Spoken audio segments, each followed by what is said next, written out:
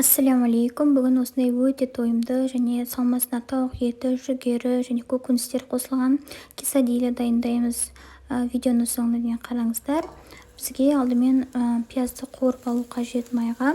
Кішкене қызартып қуырып аламыз. Одан кейін уақтап тұралған бір тіше сарымсақты қосып, тағы да бұлғап қуырамыз. Артынша уақтап тұралған тауық төсетін саламыз. Тағы да кішкене қуырып аламыз. Одан кейін қызыл немесе осындай көк тәтті бұрышты салып, бұрыш, тұз, паприка дәміне қарай саламыз. Толық піскенше жаңа қуырамыз. Толық піскеннен кейін осындай жүгері салып, салмамызды дайын болғаннан кейін бөлек ыдысқа салып қоямыз.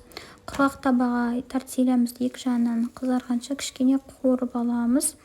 Бір жақ бөлігіне ірімшік, жаңағы үккіштен өткізілген, оның үстіне жаңағы салмамызды саламыз.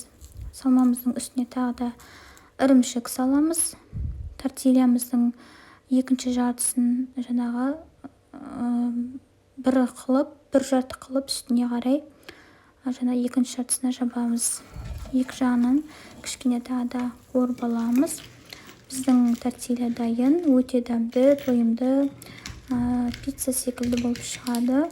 Міндетті түрде жасап көріңіздер, ас болсын.